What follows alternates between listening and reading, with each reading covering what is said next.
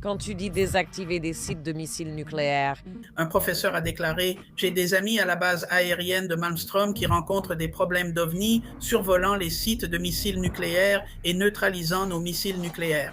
Nous avons confirmé qu'il y a souvent des observations d'OVNI dans ces cas, alors j'ai commencé à être attentif. le docteur Kevin Knut est professeur de physique et ancien scientifique de la NASA, prêt à aller là où la plupart de ses collègues ne vont pas. Les ovnis, les pannes et la possibilité que des extraterrestres soient déjà dans notre système solaire. J'examine des cas où il y a quelque chose d'inattendu. Lorsque des personnes sont enlevées par des extraterrestres gris, 60% d'entre elles ont déclaré qu'on leur avait donné des bébés à tenir. Pourquoi quelqu'un raconterait-il cela? Des choses spécifiques qui reviennent sans cesse partout dans le monde. Du Népal au Congo, en passant par Chicago, voici la surprise, ils auraient pu découvrir la Terre il y a longtemps. Le Congrès a noté que les ovnis étaient devenus plus agressifs envers nos pilotes dans les zones de guerre. S'ils pensent avoir découvert la Terre, ils pourraient la considérer comme la leur. Nous pourrions entrer en conflit. Je ne crois pas que quiconque soit prêt à cela.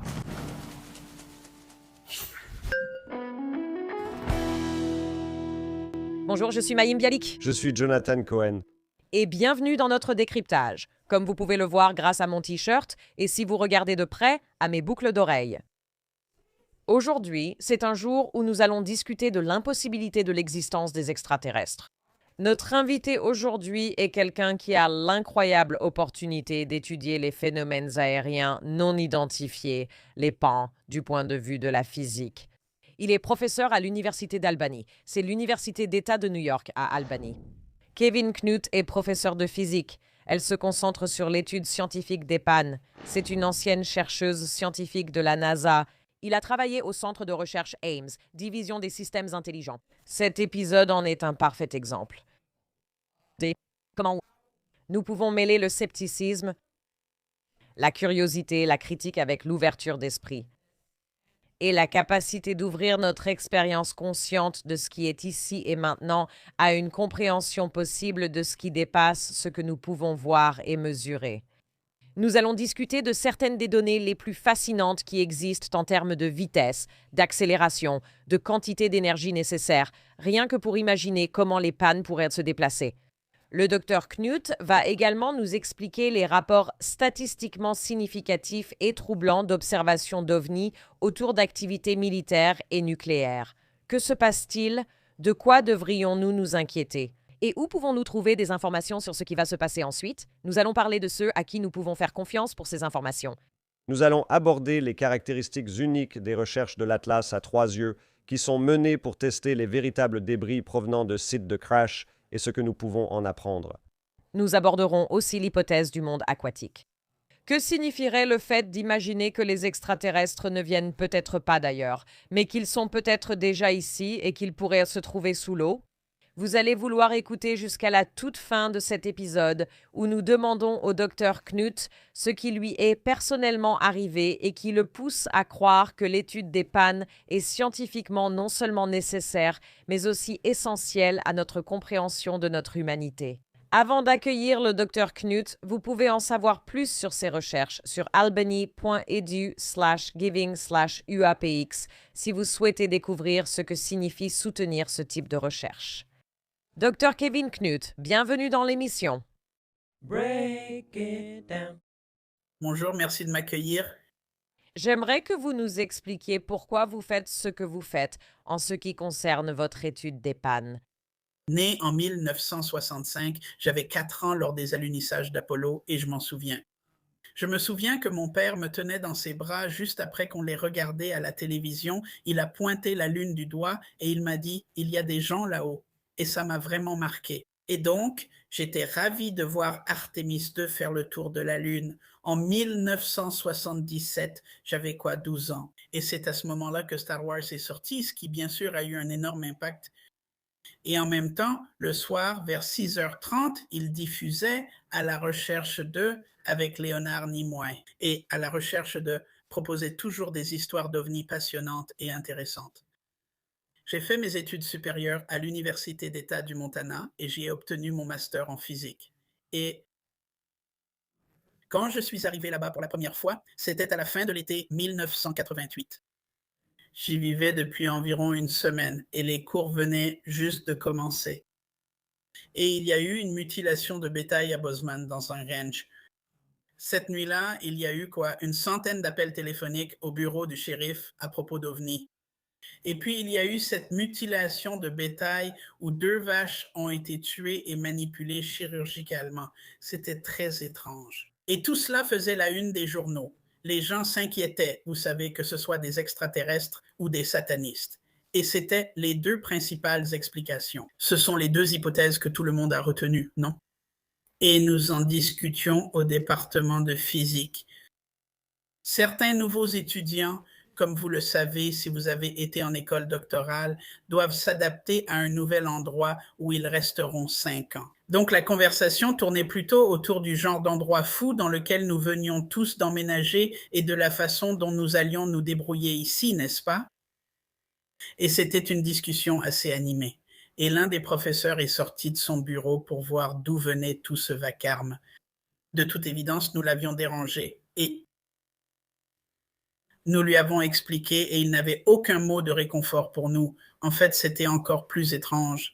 Il a dit « Oui, oui, ça arrive de temps en temps. Et il y a souvent des observations d'OVNI quand cela arrive. Mais les gens enquêtent et ils ne trouvent jamais d'explication, puis les gens oublient jusqu'à ce que ça recommence. » Eh bien, ce n'est pas très satisfaisant.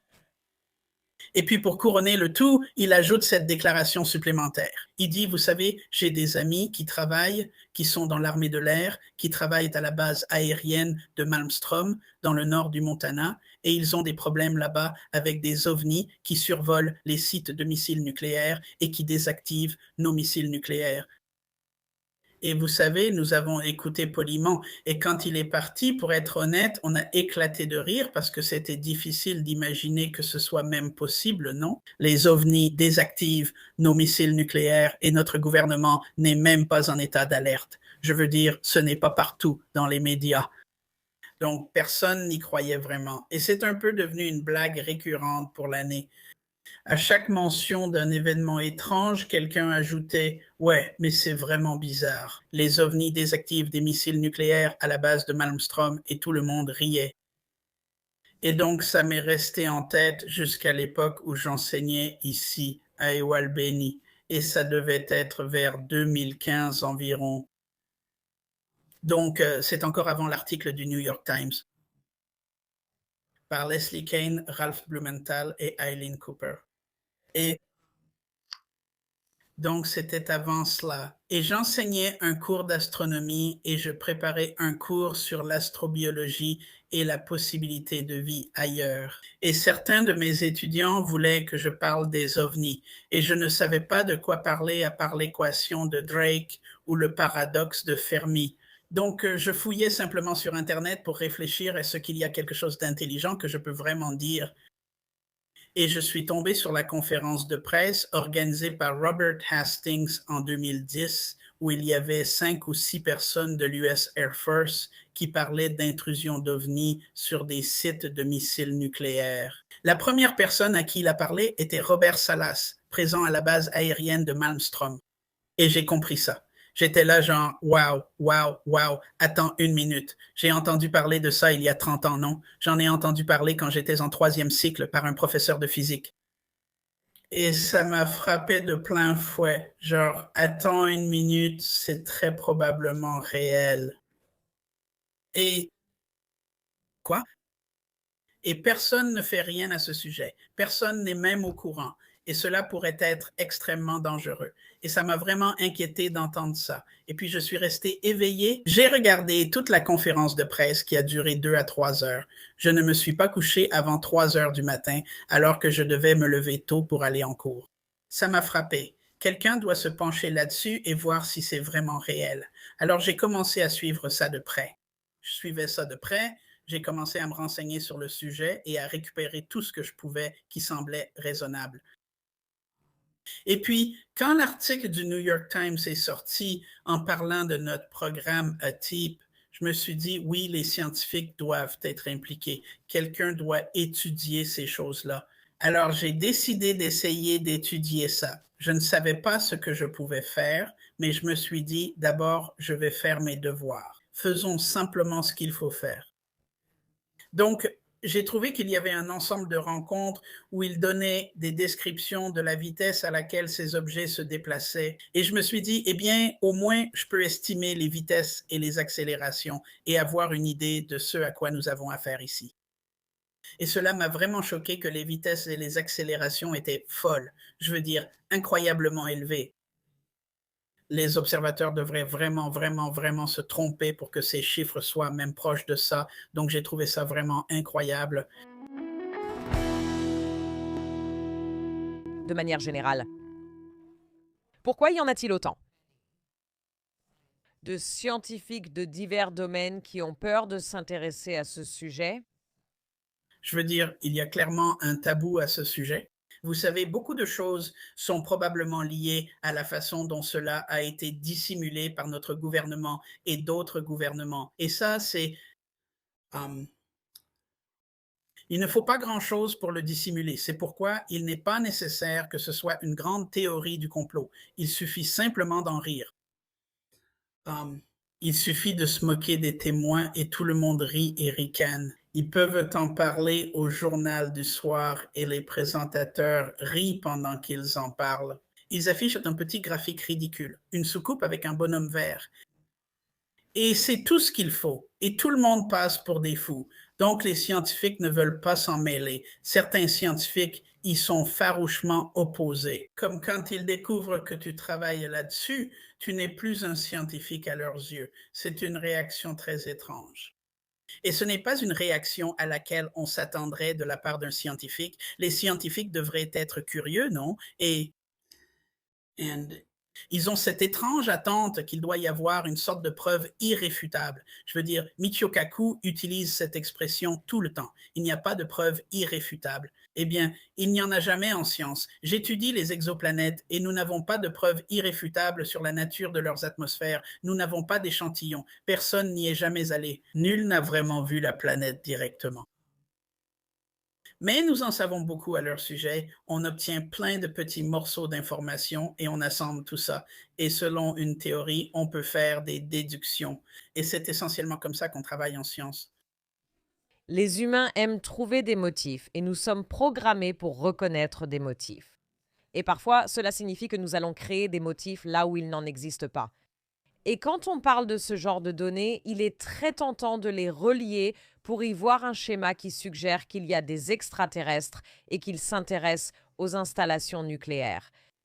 Pouvez-vous nous donner un peu de contexte sur le moment où les gens ont commencé à parler d'un possible intérêt extraterrestre pour les sites nucléaires, les sites militaires? Dans quelle mesure est-ce légitime?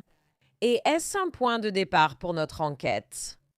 Je pense que c'est légitime pour plusieurs raisons. Je pense d'abord que cela n'a été reconnu assez tôt. En fait, j'ai un article de 1951 publié par la Commission de l'énergie atomique et il demande aux gens de signaler les observations d'OVNI près des centrales nucléaires. C'est étrange. Clairement, quelqu'un savait ce qui se passait, non? Mais c'est aussi un biais de sélection, non? Parce que s'il disait « Nous aimerions que vous signaliez des apparitions d'extraterrestres près des fermes laitières », tu sais, je ne peux pas remonter dans le temps, du moins pas pour l'instant. Et dire « Eh bien, si on avait surveillé les fermes laitières », tu sais, peut-être. Et encore une fois, je joue l'avocat du diable ici. Peut-être que les gens qui pensent voir des ovnis les verront partout où on leur dit de regarder. C'est tout à fait possible, oui. Mais je pense, oui, donc j'ai mentionné ça parce que c'était le premier élément d'information qui met en évidence une possible connexion. Vous avez ensuite beaucoup des observations de l'armée de l'air sont liées à la mise hors service d'armes nucléaires, ce qui est intéressant. Le fait qu'ils interagissent d'une manière ou d'une autre avec celle-ci, que ce soit de façon intentionnelle ou non, ce n'est pas clair. Quand tu dis mettre hors service des sites de missiles nucléaires, Robert Salis décrit cela, eh bien, l'OVNI descendait et planait au-dessus d'un des silos de lancement du missile nucléaire et peu après, il devenait en gros désactivé. Dans l'une de ses interviews, il a dit que c'était un problème de guidage. euh, un problème du système de guidage a causé l'arrêt. Alors, est-ce un arrêt intentionnel? Je veux dire, la plupart des gens, je pense, supposent que c'est intentionnel, mais ce n'est pas forcément le cas. Si vous avez un système de guidage sur ce missile nucléaire, le missile doit savoir où il se trouve. Il doit savoir qu'il est toujours dans le tube de lancement, n'est-ce pas?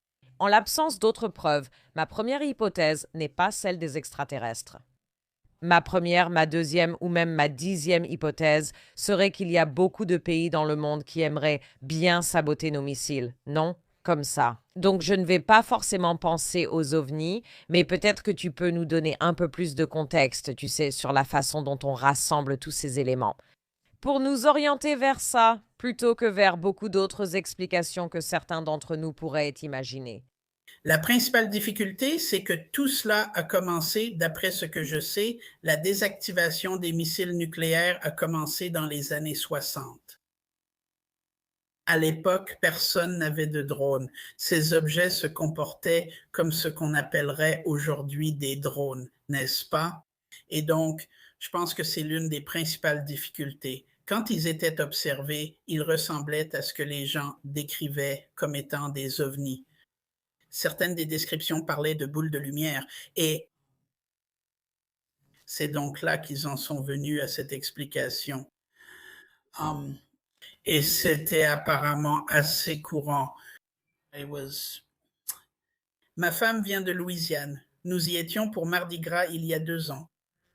Nous faisions un petit barbecue en famille et j'étais au grill avec l'oncle Matt de ma femme.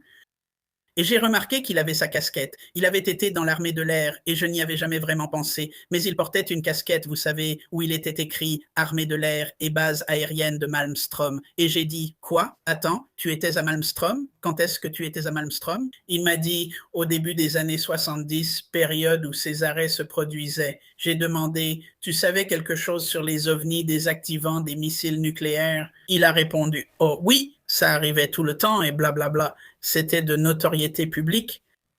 J'étais là, j'ai couru chercher ma femme en disant « Viens écouter ça ». Je lui ai demandé de raconter car il disait « J'en ai marre d'être le seul fou ici ». C'était agréable d'avoir quelqu'un d'autre qui disait « Oui, ça arrivait tout le temps ». Oui, donc c'est... Apparemment, ce n'était pas un événement rare. Et il y a une belle étude menée par la Coalition scientifique pour les études sur les pannes et ils étudiaient les observations d'OVNI de 1947 jusqu'au milieu des années 70. Ils ont fait une comparaison du nombre d'observations d'OVNI sur des sites nucléaires, que ce soit des sites de production nucléaire, de stockage ou des sites d'armes nucléaires. Et ensuite, ils ont comparé cela aux bases militaires voisines et aux villes proches. Et il s'est avéré que les sites de missiles nucléaires avaient plus d'observations que les autres. Et en fait, ces observations remontaient à une période encore plus ancienne. Les observations sur les sites nucléaires ont commencé lorsque les sites étaient en cours de construction avant même qu'il y ait des matériaux nucléaires sur place. Si on devait imaginer, vous savez, un ovni qui existerait en dehors de cette planète, n'est-ce pas? Comme s'il n'était pas ici en ce moment. Et il descend, disons, pour récupérer, vous savez, un système de détection de radioactivité qui le fait sortir, peu importe.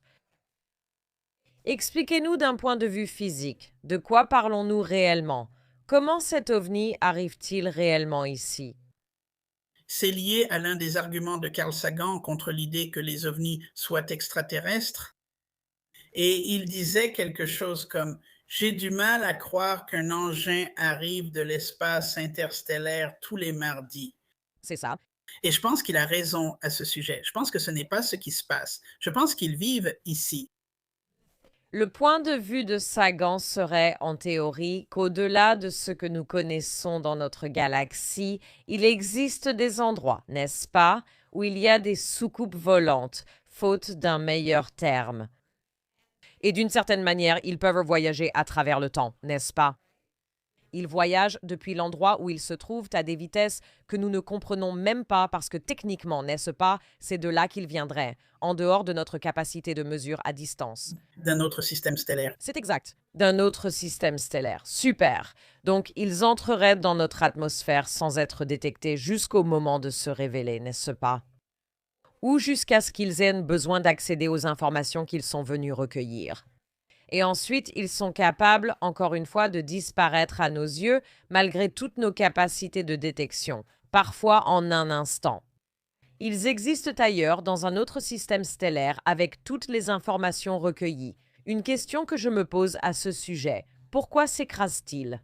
S'ils sont assez sophistiqués pour voyager à travers les galaxies et les systèmes stellaires, ils devraient être capables de bien se diriger en permanence. Car ils se disputent avec leurs compagnons de voyage. Ils ont tous faim et sont de mauvaise humeur. Leur femme dit « Pourquoi ne demandes-tu pas ton chemin ?» Bref. Donc, ta solution à ma question est « Ils vivent ici. Ils doivent vivre à moins d'un jour-lumière de la Terre. » Qu'est-ce qu'un jour-lumière? Donc, ça les place essentiellement quelque part dans notre système solaire. Donc, ils doivent être quelque part dans notre système solaire et très probablement déjà ici sur Terre. Les Soviétiques, lorsqu'ils essayaient d'étudier certains de ces objets, effectuaient des manœuvres militaires, en particulier des manœuvres navales. Ils menaient ces grandes manœuvres navales qui, en général, ne faisaient que semer la confusion aux États-Unis. Mais ce que faisaient les Soviétiques, c'est qu'ils organisaient cette grande manœuvre navale, puis des ovnis apparaissaient et ils les étudiaient. Donc, ils déplaçaient en fait du matériel militaire pour faire venir les ovnis, et cela se produisait généralement dans les 24 heures. Donc, la lumière voyage à 186 000 miles par seconde, n'est-ce pas? Compris.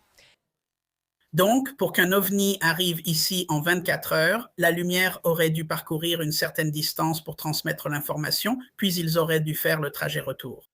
Si on parle de nous en train de communiquer avec des extraterrestres et qu'ils reçoivent suffisamment d'informations pour agir en conséquence et ensuite apparaître, pourquoi diable devrait-il être limité par la façon dont l'information voyage, l'échelle de temps de la façon dont les bits et les quantas voyagent à travers l'univers? Cela arrive aussi lors de catastrophes naturelles. Donc, avec la catastrophe de la centrale nucléaire de Fukushima, il y avait des ovnis là-bas le lendemain. Et si leur méthode de détection, de transfert d'informations, de déplacement, et si rien de tout cela n'obéissait à aucune des lois dont nous pouvons parler, et je n'évoque pas ça juste pour construire un homme de paille. Je trouve très intéressant la façon dont nous nous limitons quand nous parlons de quelque chose comme les extraterrestres, qui selon moi est sans limite. Ils communiquent peut-être à un niveau que nous ne comprenons même pas. Vous voyez comme un sifflet pour chien, non? Essayez d'extrapoler ça. C'est comme s'ils fonctionnaient à un niveau d'énergie d'IA que personne ne comprend. Et ça détecte aussi, vous savez, le niveau d'œstrogène dans mon sang. Je ne sais pas.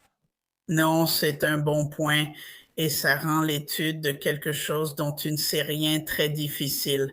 Oui, tu peux soit dire je ne sais rien à ce sujet, donc tout est possible, soit dire eh bien je sais comment ça fonctionne généralement. Donc si c'est typiquement, tu sais, si l'information est basique, s'ils reçoivent l'information comme tout le monde ici, alors tu es limité par la vitesse de la lumière.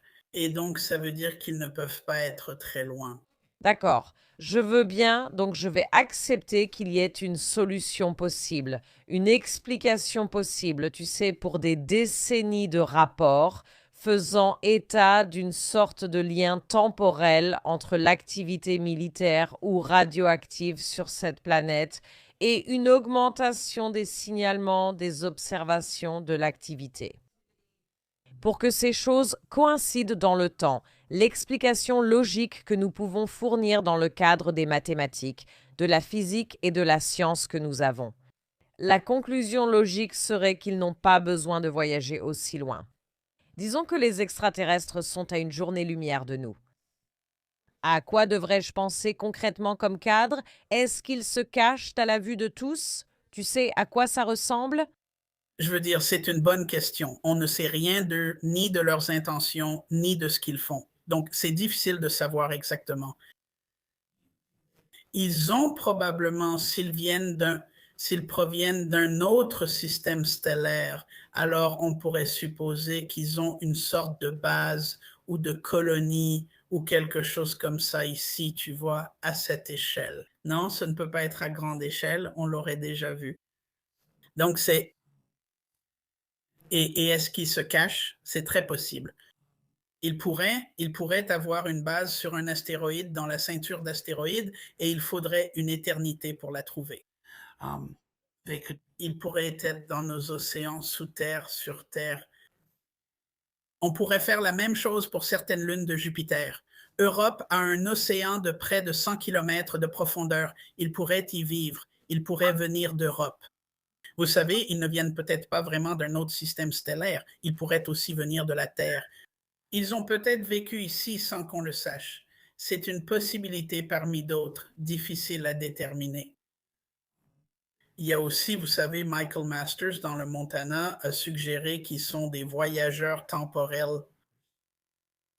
Donc, c'est très difficile de savoir quelle est la situation sans pouvoir obtenir de données concrètes.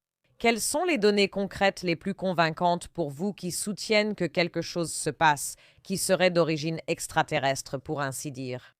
Ce qui m'a le plus intéressé, ce sont les vitesses et les accélérations, la puissance mise en jeu dans certaines de ces manœuvres, ainsi que leur luminosité. C'est un aspect que Bruce Maccabee avait étudié de son vivant et que Jacques Villais a également examiné. Certains de ces engins sont si lumineux qu'ils éblouissent, brûlent les yeux et provoquent parfois des coups de soleil. Mais ces objets sont vraiment aussi lumineux. En fait, Jacques Villa a publié un article l'année dernière dans le même numéro spécial que celui où notre article est paru, où ils ont étudié un atterrissage dans le nord de la Louisiane. Et je crois que c'était juste à la frontière de l'Arkansas où l'OVNI avait atterri dans une clairière. Et un professeur de physique avait en fait vu la lumière provenant de l'objet et s'était rendu compte que cette chose émettait des mégawatts de lumière. Et il s'est littéralement arrêté sur l'autoroute, a fait demi-tour avec sa voiture et est reparti dans l'autre sens, parce qu'il ne voulait pas s'approcher de cette chose. Et en fait, cela a brûlé les arbres. Ils ont donc fait une étude de l'écorce brûlée, pour avoir une idée des énergies impliquées. Et donc, certains ovnis émettent des centaines de mégawatts de lumière. C'est essentiellement la quantité de lumière produite par une centrale nucléaire. Pourquoi il serait nécessaire de faire cela me dépasse. Et c'est choquant, mais c'est quelque chose que les humains ne pourraient pas faire ou ne prendraient pas la peine de faire. Donc, c'est très étrange. On écrit là-dessus, vous savez, quand des personnes extérieures entendent une telle affirmation qu'un engin a atterri et a été observé. Ils peuvent demander « Où est la photo ? Pourquoi n'avions-nous pas de portable ? Pourquoi n'avons-nous pas, vous savez, encore une fois, la preuve irréfutable ?» Mais l'article que Valérie vient de publier parle d'estimation des valeurs d'énergie radiative lors d'observations au sol de phénomènes aériens non identifiés, de nouvelles données physiques. Donc des gens écrivent à ce sujet. Dans ce cas, il y a des données concrètes, même l'écorce de l'arbre. Tu te demandes ce qui se passe dans cette écorce. Qu'est-ce qui se passe pour qu'on l'observe de cette manière? Est-ce que tous les indices pointent vers des extraterrestres? Pas forcément. Non, pas tous, en effet. C'est ça. Il faut toujours se demander, vous savez, s'il y a une nation adverse, un terroriste ou autre, qui fait des expériences avec des choses qu'on ne comprend pas, surtout si cela vient d'un pays dont la technologie est secrète ou inconnue. Vous savez, ce sont toutes des possibilités qui existent. Je pense que la question est, pourquoi est-ce si insaisissable, Dr. Knut? Pensez-vous qu'il y ait un plan pour cacher cela et que parfois il ne le cache pas très bien? Quel est le message qu'on essaye de communiquer avec des visites aussi intermittentes et disparates? Y a-t-il un message plus large? Certains d'entre nous pourraient se dire, si cela arrive, pourquoi cela se produit-il de façon sporadique? Pourquoi cela se passe-t-il de cette façon? Y a-t-il un intérêt, vous savez? Et aussi, j'avoue que je suis une fan de contact. Je suis une fan de premier contact. Vous savez, est-ce un message bienveillant? Y a-t-il, vous savez, quelque chose dont nous devrions nous inquiéter? Peut-être qu'ils ne croient pas à la guerre nucléaire et veulent détruire les réacteurs, sachant qu'il existe un amour et une paix bien plus grands que tout ce que nous avons connu ici. Tout d'abord, vous avez tout à fait raison. Ils ne sont pas tous, nous savons avec certitude qu'ils ne sont pas tous des vaisseaux spatiaux extraterrestres. Je veux dire, la plupart des observations ont des explications prosaïques. Et environ 97% des observations ont des explications prosaïques et sont généralement des aéronefs mal identifiés. Des aéronefs d'origine humaine mal identifiés, n'est-ce pas? Mais les pannes restent une catégorie d'objets, pas un type spécifique de choses.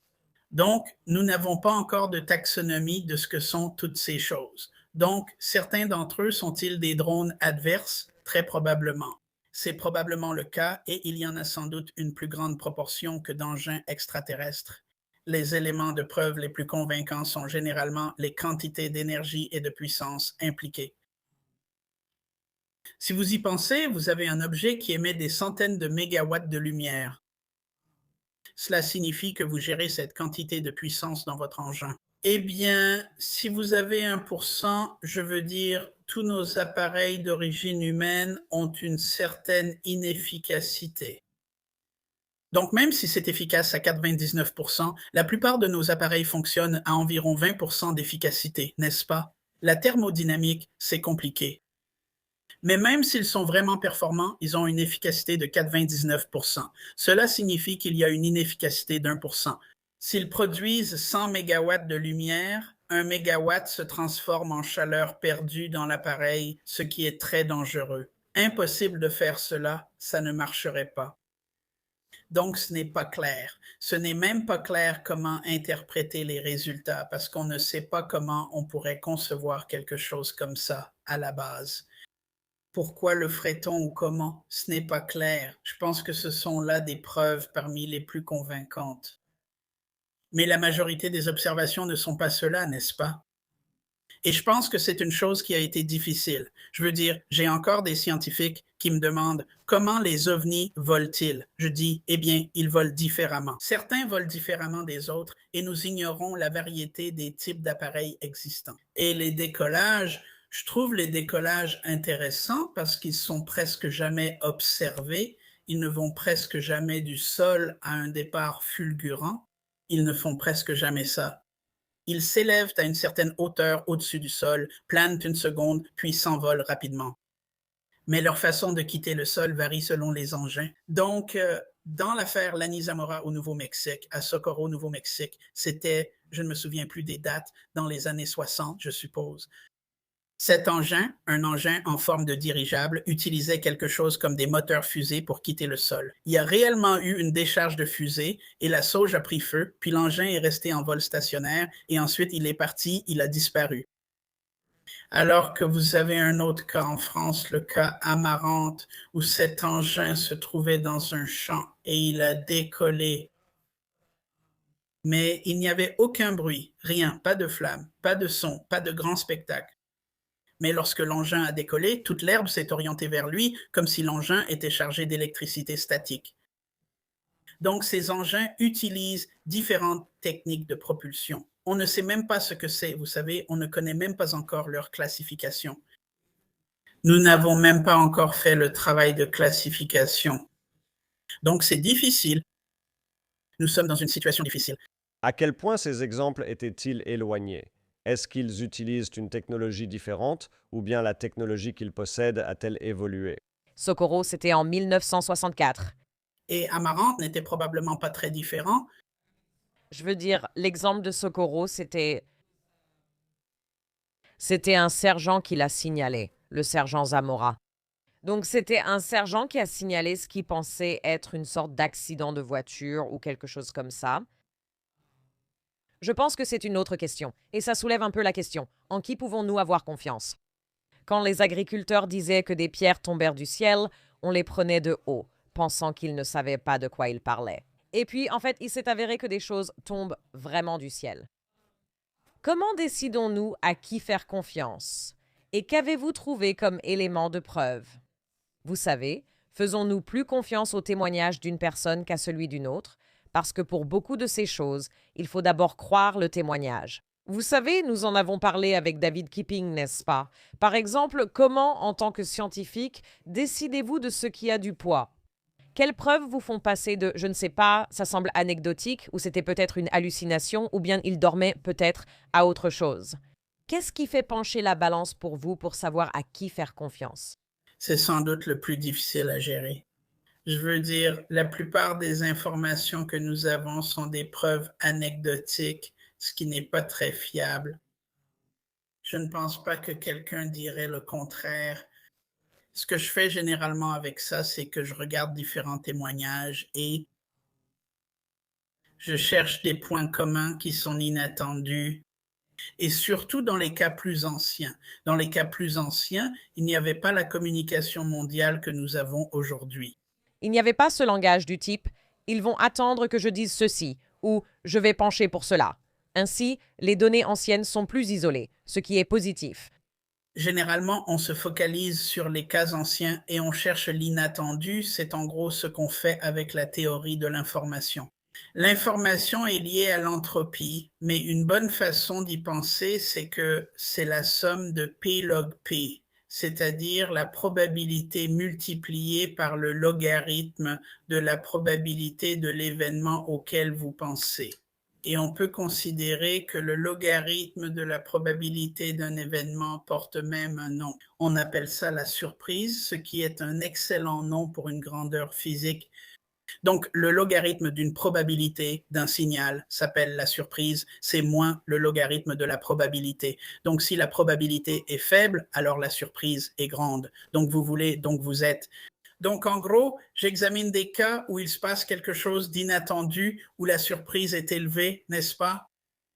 Et si vous pouvez constater qu'il y a une certaine cohérence entre les cas, surtout à travers le monde ou sur certaines périodes de temps, alors je pense que c'est plus fiable. Quelle est l'une des surprises qui vous a le plus marqué? Alors j'en ai deux surprises qui m'ont particulièrement marqué. La première concerne les voitures qui s'arrêtent. Lorsqu'un ovni plane au-dessus d'une voiture, il arrive parfois que la voiture s'arrête, pas tout le temps. Parfois la voiture s'arrête et parfois quand l'ovni s'en va, la voiture redémarre. Toute seule. Quoi? En résumé, les voitures arrêtées étaient des modèles à essence avec des bougies d'allumage, pas des diesels. N'est-ce pas? L'hypothèse est donc que l'OVNI émet de forts champs électriques et que cela ionise l'air, ce qui provoque un court-circuit des bougies d'allumage. D'accord, donc vous provoquez un court-circuit des bougies d'allumage, ce qui arrête un moteur à essence, mais un moteur diesel n'a pas de bougie d'allumage, donc il n'est pas affecté. Alors pourquoi la voiture redémarre-t-elle parfois quand l'OVNI s'en va? Et ça, c'était la chose la plus inattendue pour moi. Je me suis dit, c'est vraiment très étrange. Et McCampbell a écrit un article en 1983 sur le redémarrage des voitures. Et ce qui se passe, c'est que quand il y a un champ électrique élevé, ça provoque aussi un court-circuit au niveau de la tête de distributeur. Donc ça aussi, ça fait un court-circuit. Donc il y a du courant qui circule vers la bobine d'allumage primaire. Donc il y a un champ magnétique autour de la bobine d'allumage primaire. Maintenant, quand l'OVNI s'éloigne, la tête s'arrête. Elle arrête de faire un court-circuit. Le courant s'arrête. Le champ s'effondre, mais cela induit un champ dans la bobine secondaire qui envoie alors une étincelle à l'un des pistons. Et si ce piston est prêt à s'enflammer, s'il a un mélange air-essence prêt à s'enflammer, il s'enflammera et cela démarrera la voiture. Et il s'avère que vous pouvez calculer à quelle fréquence cela devrait se produire. Et c'est approximatif. Je ne me souviens pas du chiffre exact. Je devrais le retrouver, mais je ne veux pas m'en occuper ici. J'ai déjà fait ce calcul. En gros, ça devrait se produire environ 10% du temps. Wow. Alors, qu'est-ce qu'on observe? Voici donc la surprise intéressante. D'après la base de données de Mark Redeker sur les voitures mises hors service, je crois qu'il y avait environ 2000 cas. 200 de ces personnes ont signalé que les voitures redémarraient, soit 10% des cas. Alors, qu'en est-il de ces cas? Eh bien, ces personnes disaient la vérité. Elles l'étaient toutes. Les 2000 auraient dit la vérité pour que les statistiques fonctionnent, n'est-ce pas? Donc, elles étaient fiables, au moins sur cet aspect de la description de ce qui s'est passé. L'autre, c'est celle qui m'a rendu plus intéressé par tout le phénomène des enlèvements. Alors qu'au début, quand je me suis lancé là-dedans, je me disais, je n'ai même pas envie d'y penser. Ça me paraît fou. Et je regardais une conférence de John Mack, qui était le psychologue de Harvard ayant étudié les enlèvements extraterrestres. Il s'est penché sur le sujet pour comprendre le phénomène psychologique poussant ces personnes à croire qu'elles étaient toutes enlevées par des extraterrestres, n'est-ce pas? Et sa conclusion était la suivante, c'est parce qu'ils sont apparemment enlevés par des extraterrestres. C'était donc sa conclusion. Je regardais une vidéo d'une de ses conférences et il expliquait comment, lorsque des gens sont enlevés par des extraterrestres gris, 60% des personnes dans le monde ont déclaré qu'on leur avait donné des bébés à tenir avant donc ils subissaient des tests médicaux, on leur faisait subir quelque chose de nature médicale. Et puis, avant d'être renvoyés chez eux, on leur donnait des bébés à tenir. Et je me suis dit, attends, pourquoi quelqu'un raconterait ça? C'est bizarre. Et donc, c'était l'une des choses surprenantes. Mais il s'avère que c'est 60% des cas, du Népal au Congo jusqu'à Chicago. C'est encore une fois quelque chose, et ce sont de vieux cas. Donc, ce sont des choses auxquelles on ne s'attendrait pas. Quand on pense à l'impossible, vous savez ce que ça veut dire, c'est que, comme Jeff le décrit, ça ne veut pas dire qu'on écarte tout ce qu'on ne peut pas expliquer et qu'on dise « eh bien, je peux tout expliquer et tout le reste n'a pas de sens ». Garder toutes les possibilités ouvertes signifie que même les choses qui semblent impossibles existent. Et même si vous examinez des témoignages anecdotiques, pourquoi des personnes issues de cultures, de récits culturels et de dynamiques sociales si différentes? Je veux dire, regardez, et c'est l'une des choses dont on peut parler. Par exemple, qu'est-ce que l'esprit humain imagine, n'est-ce pas? Qu'est-ce que j'ai en commun avec quelqu'un au Népal, au Maroc ou en Colombie, n'est-ce pas? Nous avons tous un cerveau humain et il peut construire toutes sortes de choses. Mais nous savons aussi que la culture a une influence incroyable sur la façon dont se construisent les récits et le folklore, n'est-ce pas? Pourquoi aurait-on ce genre de similitude à travers le monde? Je veux dire, il doit bien y avoir une explication. Je ne sais pas si ce sont des extraterrestres, mais ce n'est pas rien. Oui, tu ne peux pas être certain qu'ils reçoivent de la part d'extraterrestres des bébés à tenir. Tu peux être sûr qu'il se passe quelque chose. Il y a quelque chose d'intéressant là-dedans, non? Quelque chose provoque ces corrélations. J'ai l'impression d'entendre le sceptique dire « Je suis sûr qu'il s'est passé plein de choses », non? Mais on ne parle pas de trouver des similitudes du genre « Oh, ces gens marchèrent sur deux pieds, donc les extraterrestres existent », n'est-ce pas? On ne parle pas de témoignages sur quelque chose de banal ou d'ordinaire. Nous parlons de choses spécifiques qui semblent apparaître partout dans le monde d'une manière que nous ne pouvons pas expliquer. Et ce n'est pas suffisant, surtout d'un point de vue scientifique, de dire que ça doit être des bêtises. Ce n'est pas une explication. C'est quelque chose qui mérite d'être étudié et qui demande une explication. Et je pense que c'est vraiment tout ce qu'on peut en dire. Vous avez un collègue qui étudie un matériau bien précis. Sur quoi se concentre-t-il et qu'est-ce que nous pouvons en apprendre? Matthew est un collègue à moi à l'Université d'Albany, absolument brillant, un type formidable. Et il a développé une nouvelle technique pour étudier, pour essentiellement détecter les isotopes dans un matériau. Et c'est non destructif. Donc, il l'irradie essentiellement euh, avec des neutrons. Donc, en gros, quand vous irradiez le matériau avec des neutrons, vous envoyez essentiellement des neutrons dans les noyaux. Vous rendez l'objet, vous rendez ces noyaux radioactifs. Et ensuite, ils se désintègrent.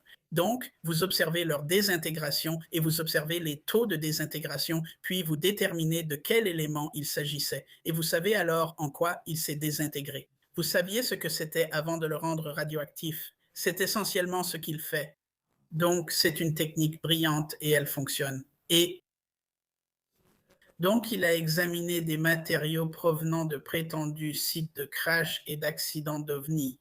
Et C'est encore une fois un travail extrêmement difficile parce que la communauté à laquelle nous avons affaire a déjà toutes sortes de croyances sur ce que c'est avant même qu'on l'examine. Et je vais simplement citer Matthieu ici. Un jour, je lui ai demandé comment ça se passait et ce qu'il avait trouvé. Et il m'a répondu, j'ai analysé plus de terre que je n'aurais jamais imaginé. En gros, et c'est l'un des problèmes que nous rencontrons ici.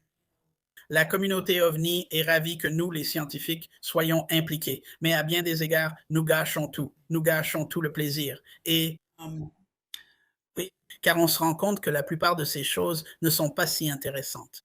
Et donc, la plupart des matériaux qu'il a analysés ne sont pas intéressants et clairement pas d'origine extraterrestre. Et, et je pense que ça cause quelques conflits. Vous savez, maintenant, la communauté se dit, attendez une minute, vous dites que ce n'est pas ce qu'on pensait que c'était. Et donc, ce n'est pas une preuve, mais ils veulent tellement de preuves que ça devient un peu un problème. Mais je pense que c'est en quelque sorte un moment de prise de conscience, vous savez, pour cette communauté. Parce que, vous savez, ce que nous devons croire, c'est que s'il y a une vérité, nous devrions être capables de communiquer cette vérité entre croyants et non-croyants. C'est le but de la vérité. Elle ne prend pas parti et elle n'est pas partisane. La vérité, c'est l'essentiel, n'est-ce pas? Nous voulons arriver à la vérité. Et cela signifie que nous devons nous débarrasser de tout ce qui n'est pas vrai. Et pour certaines personnes, il est difficile de lâcher prise sur certaines choses, mais il va falloir le faire si vous voulez arriver à la vérité. L'un des arguments les plus intéressants que beaucoup d'entre nous ont entendu pour soutenir l'existence d'OVNI venant d'ailleurs, c'est qu'ils seraient faits d'un matériau qui n'aurait pas pu être fabriqué ici, sur cette planète. Il possède des propriétés que nous n'avons jamais vues. Il est assemblé d'une manière particulière, n'est-ce pas? Donc, même si certaines de ces choses, disons, sont plus difficiles à déchiffrer, quelle est l'histoire avec les cheveux d'ange? Je pensais avoir tout entendu. Les cheveux d'ange, c'est étrange. Et il s'est avéré que ça devenait encore plus étrange à mesure que je creusais le sujet. Il y a eu des cas où des ovnis planaient et émettaient ou expulsaient en gros une sorte de matière fibreuse qui retombait ensuite sur Terre. Et cette matière a été récupérée par des gens, parfois même collectée et conservée. Et en fait, l'une des plus grandes observations a eu lieu pendant un match de football à Florence. Quelques ovnis ont survolé le terrain puis sont restés en vol stationnaire au-dessus du terrain pendant le match de football. Il y avait 10 000 témoins. C'était un événement tellement spectaculaire. Le match s'est arrêté. Les joueurs regardaient les ovnis. C'est dire à quel point c'était spectaculaire. Et ensuite, des cheveux d'ange tombaient des ovnis. Et donc, cela figure dans un article de journal. Et je pense que dans notre article, nous avons une photo tirée de cet article de journal montrant une fille tenant des cheveux d'ange. Et un chimiste de l'époque en Italie a analysé ces cheveux d'ange et a découvert qu'ils contenaient de la silice boratée ou quelque chose comme du verre, en gros avec une sorte de verre. Et vous savez, mais le problème, c'est que ces substances n'ont pas été collectées très soigneusement.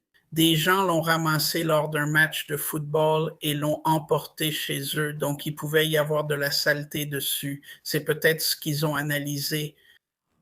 Donc, une chimiste, Phyllis Buttinger, a étudié, vous savez, des indices chimiques sur des sites d'atterrissage d'ovnis et des choses comme ça. Et les cheveux d'ange font partie des choses qu'elle a étudiées. Et c'est encore plus étrange parce qu'elle a découvert que les fils d'ange sont en fait de la soie de chenille. Oh. Encore une fois, je baisse les bras. Je ne sais pas. J'aimerais vraiment avoir des réponses plus significatives. D'accord. J'essaie de penser à plusieurs solutions qui ne seraient pas des ovnis. Aucune d'elles n'a vraiment de sens.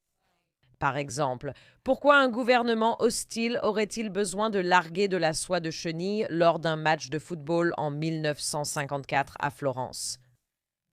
Mais tu sais,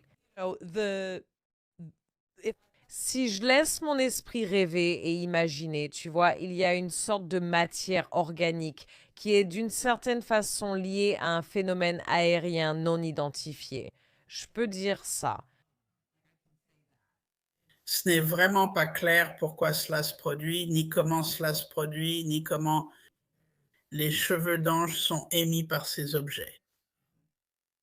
Dans notre article, nous avons une peinture réalisée par une personne qui a été témoin de cela. Il y avait ces cylindres d'environ 30 centimètres de long ont survolé leur maison et ils avaient un étang sur leur propriété. Et ces cylindres planaient au-dessus de l'étang et d'autres cylindres sont arrivés d'autres endroits et ils tournaient et projetaient ce qu'on appelle des cheveux d'ange qu'ils ont recueillis et qui se sont avérés être la même matière que la soie de chenille. C'est lié à cela.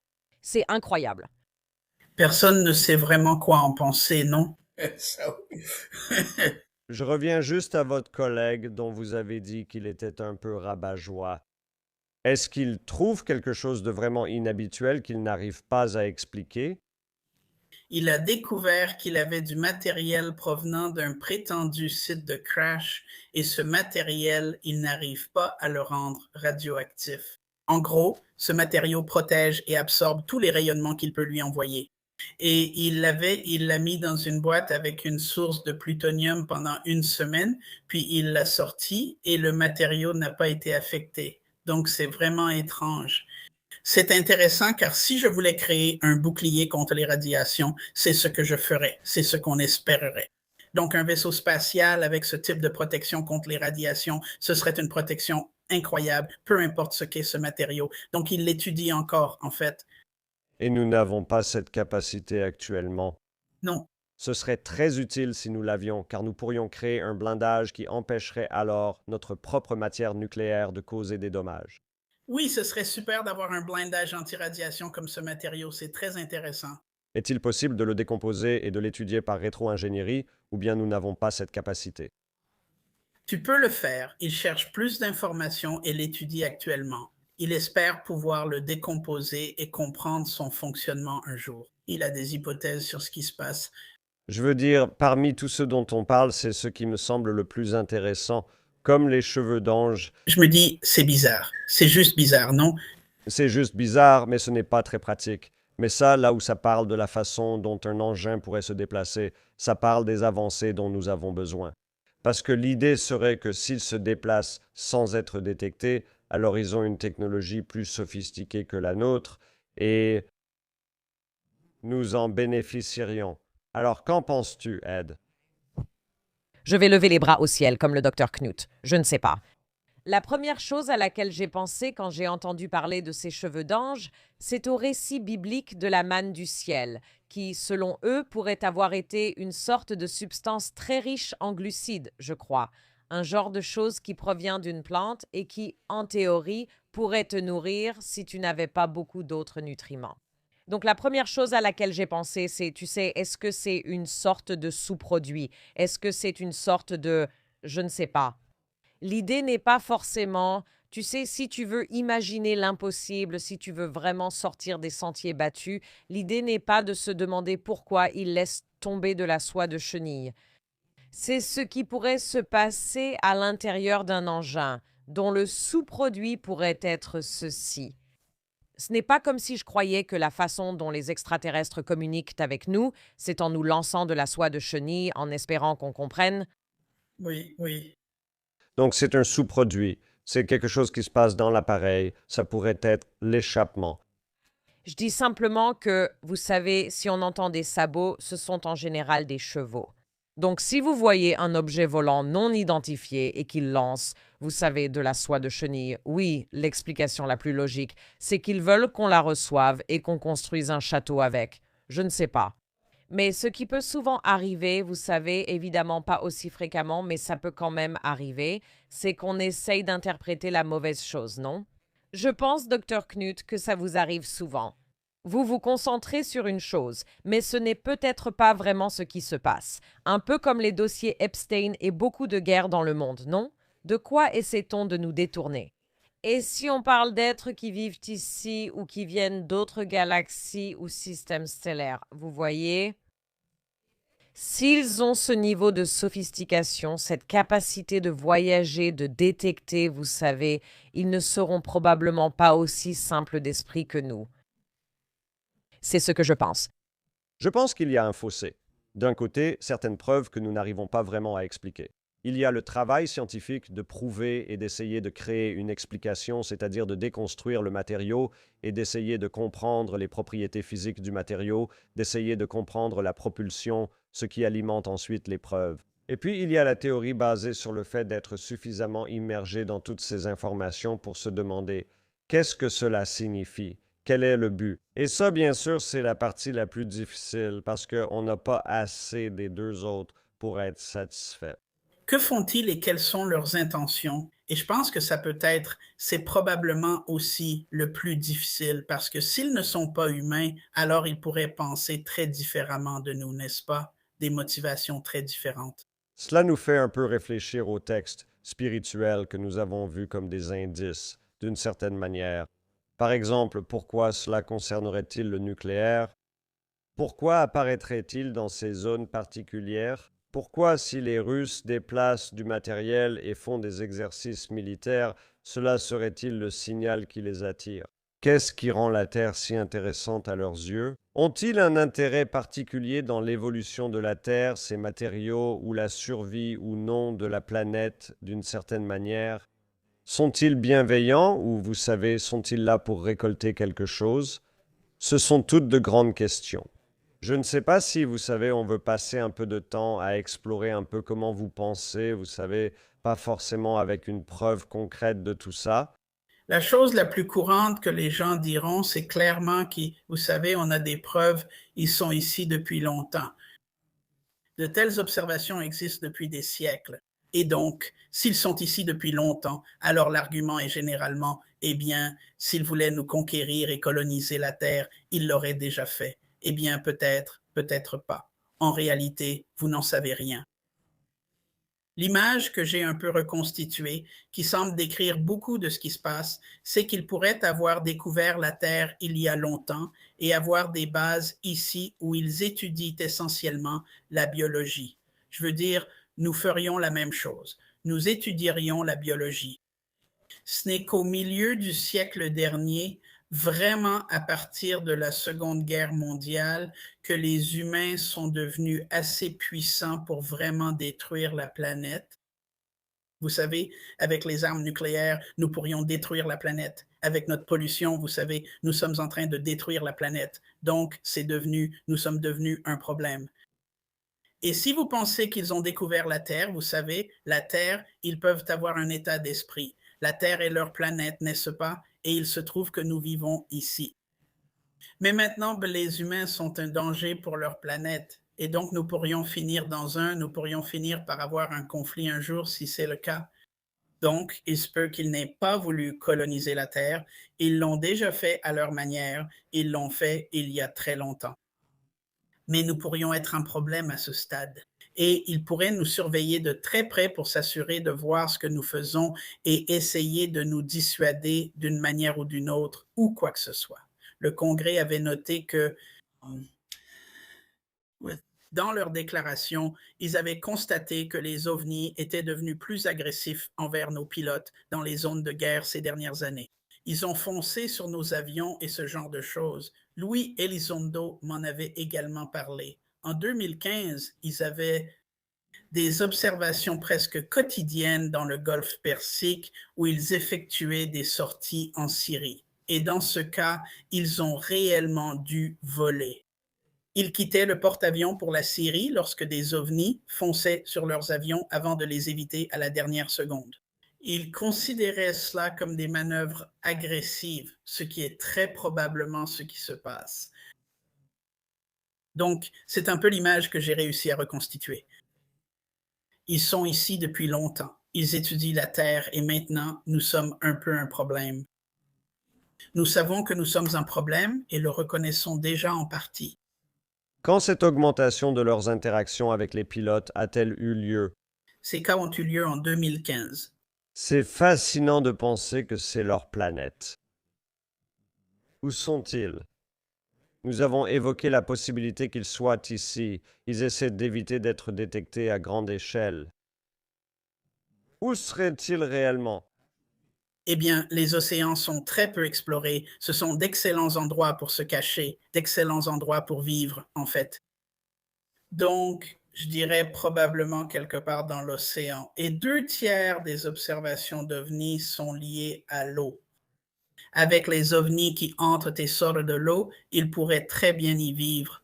Un océan est un excellent endroit pour cela. Les mammifères le font souvent, mais ici, il s'agit d'extraterrestres. C'est ça, oui. Nous vivons donc à la surface où il faut composer avec une atmosphère, et les atmosphères des planètes peuvent varier énormément. Si vous allez sur Vénus, qui se trouve juste à la limite de la zone habitable, l'atmosphère y atteint 800 degrés Fahrenheit lors d'une journée normale, n'est-ce pas? Et puis, si vous allez sur Mars, qui est plus éloigné, de l'autre côté de la zone habitable, vous avez des températures qui descendent à environ 100 degrés Fahrenheit en dessous de zéro.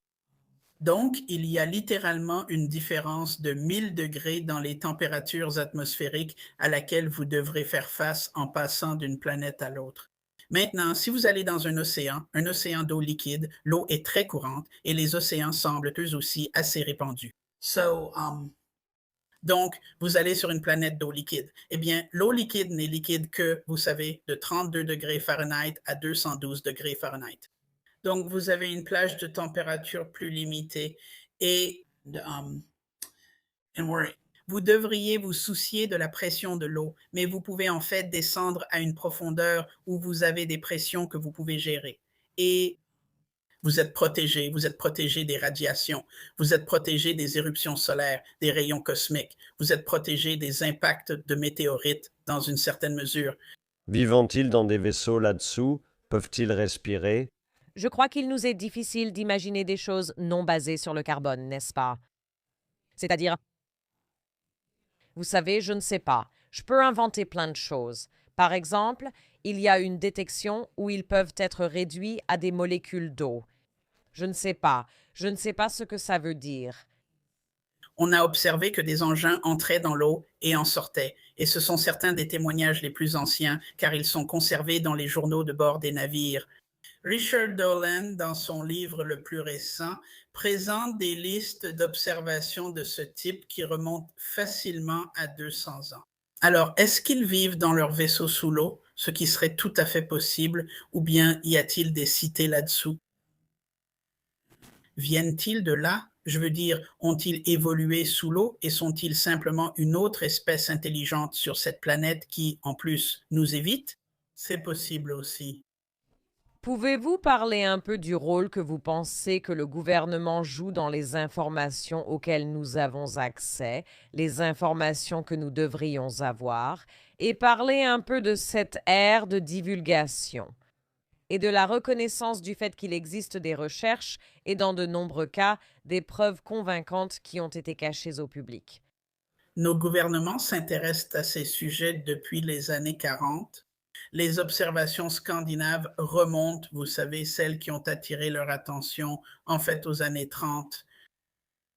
Mais Roswell, le crash de Roswell a eu lieu en 1947, ainsi qu'un autre crash qui s'est produit 2 semaines plus tard, à seulement environ 100 miles de là. Donc, vous avez, et en fait, il y a un pic d'observation à ce moment-là qui passe d'une moyenne de 7 observations par jour aux États-Unis.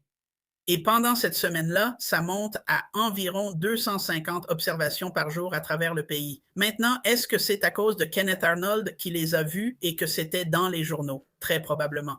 Certaines observations sont très convaincantes, avec des atterrissages et des centaines de témoins. C'est donc intéressant, il se passait quelque chose d'intriguant. Et que cela ait simplement attiré notre attention ou qu'il y ait eu une réelle augmentation de l'activité, je ne pense pas que vous pourriez le savoir. Je veux dire, il faudrait avoir plus d'informations pour pouvoir étudier cela, mais c'est à ce moment-là que notre gouvernement a commencé à s'y intéresser. Et il doit y avoir des personnes qui savent depuis longtemps que ces engins ne sont pas d'origine humaine.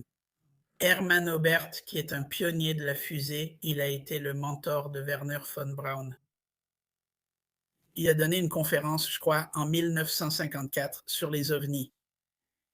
Et dans sa conférence, il mentionne qu'il avait vu plus de 50 cas de données radar montrant que ces objets se déplaçaient à des vitesses de Il a donné une vitesse de 19 km par seconde, ce qui correspond à environ 40 000 miles à l'heure, ce qui est proche des vitesses que nous avons estimées.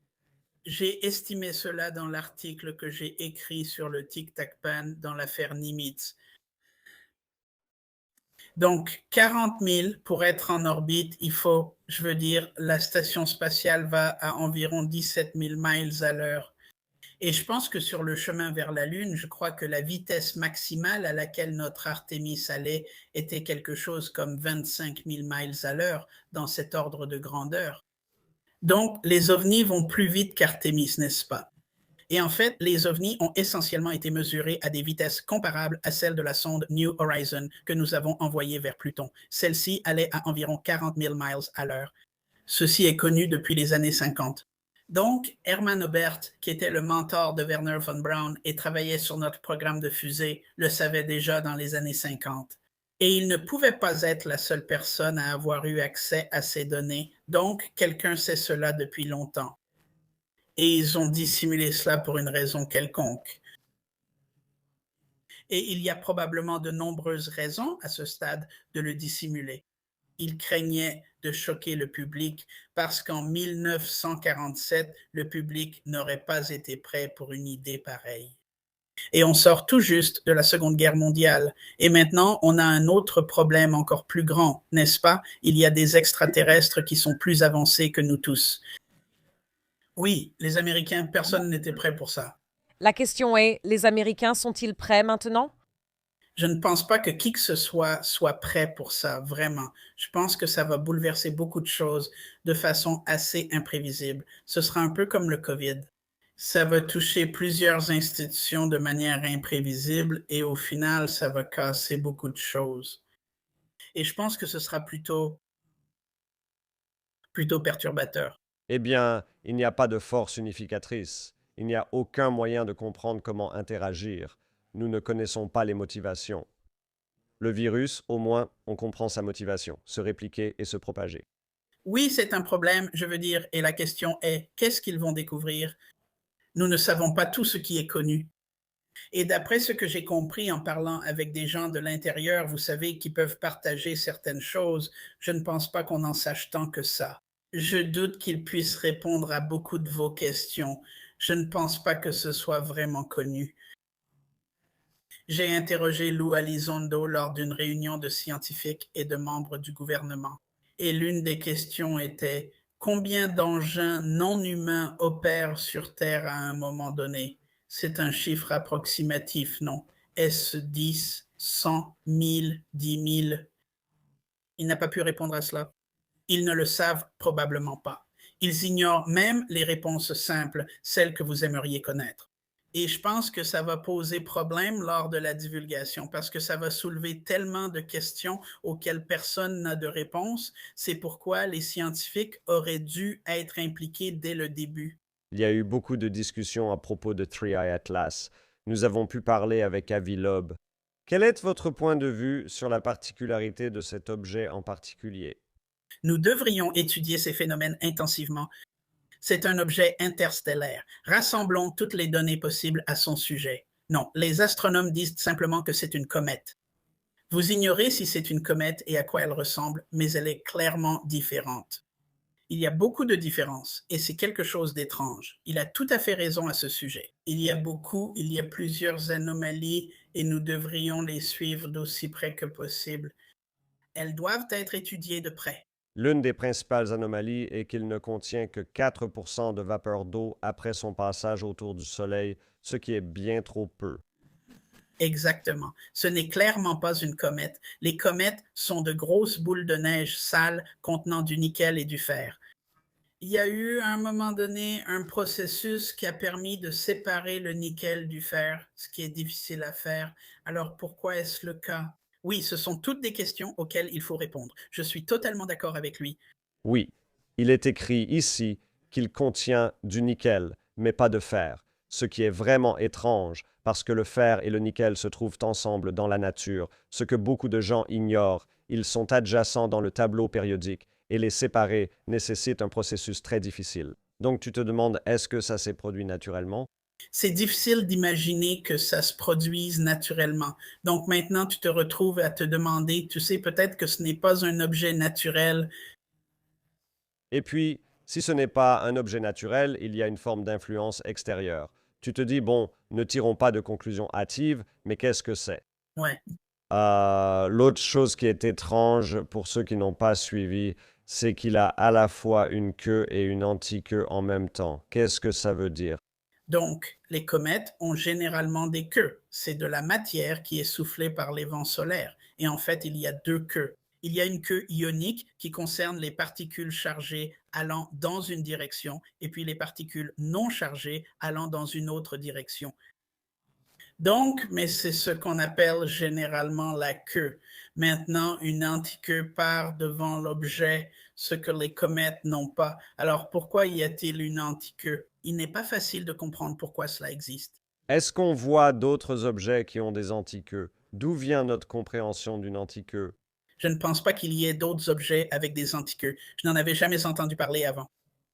Je pense qu'il y a beaucoup de gens qui se disent que ces trois choses, Dr. Jones, sont particulières, et pourtant les personnes les plus compétentes et capables d'essayer de comprendre ces particularités semblent ne pas s'y intéresser. Il se pourrait très bien que ce soit quelque chose que nous voyons pour la première fois. Ça ne veut pas dire que, je veux dire, par définition, le mot alien signifie autre, n'est-ce pas? C'est quelque chose d'étranger. Je ne conclus pas non plus qu'il s'agit d'un vaisseau extraterrestre, mais c'est un objet intéressant, clairement différent de ce qui existe dans notre système solaire. Nous devrions donc l'étudier. Je me demande si vous pouvez parler un peu de la façon dont vous abordez des sujets comme les discussions sur la vision à distance, les discussions sur la télépathie, n'est-ce pas? Nous sommes toutes deux fans, mais je reste très sceptique concernant certaines conclusions que beaucoup de gens tirent des télépathy tapes. Quel est, selon vous, le point de vue à adopter sur la façon dont, en général, nous devrions avoir des conversations sur des sujets comme la vision à distance ou la télépathie? Ces choses n'ont tout simplement pas été étudiées rigoureusement. Elles ont été partiellement étudiées et les données sont parfois intéressantes, mais la communauté scientifique ne les prend généralement pas au sérieux. C'est rejeté par la communauté scientifique en général parce que cela ne correspond pas à leur vision du monde, ce qui est, je pense, un problème car il y a beaucoup de choses que nous ne comprenons pas et nous devrions étudier ces choses-là. Maintenant, cela ne veut pas dire que chaque scientifique doit les étudier. Cela veut dire que quelqu'un devrait les étudier et que cette personne devrait être laissée tranquille, ne pas être ridiculisée et avoir la possibilité de les étudier. Je pense que c'est ce que je veux dire par là. Je veux dire, prenez quelque chose qui n'est pas si différent et surtout en considérant la télépathie chez les enfants autistes non-verbaux, le savantisme. Le savantisme est étrange. C'est bien documenté, bien compris, et c'est étrange. Et j'ai entendu des scientifiques parmi les plus fous dire les choses les plus folles à leur sujet. J'ai entendu cela de nombreuses fois de la part de non-biologistes. Il pourrait y avoir un gène pour jouer du piano. Je me dis, comment diable peut-il y avoir un gène? Quand est-ce que cela a évolué dans la savane africaine, comme les gens aiment le dire, n'est-ce pas? Qui aurait évolué avec un gène permettant de jouer du piano? Personne, cela n'est jamais arrivé. Alors maintenant, il faut expliquer ça. Ou bien vous avez d'autres cas étranges. Il y avait un jeune homme de 20 ans d'Australie, je crois. Il avait suivi un cours élémentaire, vous savez, un cours de première année en chinois. À un moment donné, il a eu un accident de voiture, il est tombé dans le coma, il est sorti du coma, incapable de parler anglais, il ne pouvait parler que chinois, et il parle mieux chinois que toi. Alors, d'où ça vient? Vous savez comment expliquer ça? C'est difficile. Ce sont des choses difficiles. Et je pense qu'elles doivent être étudiées. C'est ce que j'en pense. Étudiez-le, essayez-le. La vision à distance, j'ai en fait essayé ça moi-même. Et c'est intéressant parce qu'il y a des moments où ça fonctionne. Comment savoir si ça marche? Voir, c'est croire. Si tu le fais et que tu le vois dans ton esprit, puis que tu vois l'image que tu étais censé regarder et que c'est la même chose, alors je sais que ça marche parfois. Ça ne marche pas tout le temps. Et c'était en fait vraiment intéressant parce que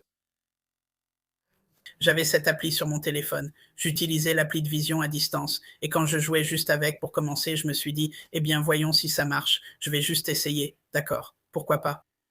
Et j'arrivais à avoir raison 2 fois sur 3 alors que ça aurait dû être du 50-50. Oui, ça fait 66,6%. C'est plus que 50. C'est plus que 50, mais ce n'est pas vraiment si significatif, non. Pourtant, je le faisais assez régulièrement. Et j'ai pensé, encore une fois, à mon collègue Matthew. Je me suis dit, d'accord, il faut que j'obtienne des résultats plus probants pour pouvoir prouver à Matthew, pour pouvoir montrer à Matthew et qu'il me croie, n'est-ce pas? Parce qu'il y avait des moments où je savais que je voyais ce que j'étais censé voir. Donc, je savais que ça marchait simplement parce que je l'avais vécu, mais je ne pouvais pas le lui prouver. Alors, je voulais obtenir des résultats plus probants. Donc, une fois que j'ai eu cette motivation d'obtenir des résultats plus probants, ma capacité a chuté. Je veux dire, elle a plongé, plongé. Je suis passé de 2 bonnes réponses sur 3 à 3 bonnes réponses sur 14. Statistiquement, c'était encore plus significatif, mais dans le mauvais sens. Et je me suis dit, c'est une meilleure preuve que c'est un vrai phénomène parce que quand j'essaie de le faire, j'échoue. Et puis, je me suis dit, ça rend vraiment difficile l'étude de ce phénomène parce que si quelqu'un essaie de le faire, il va y avoir plus d'échecs. Alors maintenant, comment étudier quelque chose comme ça? Je n'ai pas vraiment de bonne réponse à cette question. Pouvez-vous expliquer à ceux qui ne comprennent pas pourquoi c'est une preuve d'un phénomène lorsque quelque chose évolue de façon statistiquement significative à l'opposé de ce que vous espérez malgré vos efforts? Que peut-il se passer? J'ai mes théories, mais allez-y. Du point de vue des neurosciences, je ne sais pas ce qui se passe. Eh bien, je ne sais vraiment pas ce qui se passe du point de vue de la physique. Je ne sais pas comment c'est possible.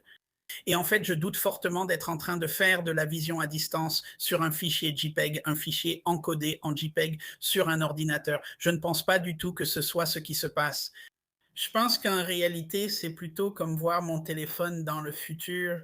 Le fonctionnement de l'application, c'est que vous obtenez un écran blanc, vous recevez un numéro de fichier qui correspond à une photographie que vous êtes censé percevoir en vision à distance. Et ensuite, une fois que vous avez fait un dessin ou pris des notes ou quoi que ce soit que vous faites pour vous aider à vous rappeler ce que vous voyez, l'application vous présente alors 2 photographies. L'une est la cible et l'autre ne l'est pas. Donc, vous avez une chance sur 2 de deviner laquelle est la bonne. L'application propose un curseur pour indiquer votre niveau de certitude, vous permettant d'ajuster à quel point vous êtes sûr de votre choix. Donc, au fond, à la base, il y a une chance sur 2 de tomber juste. Donc, réussir 2 fois sur 3, c'est clairement mieux qu'une chance sur 2.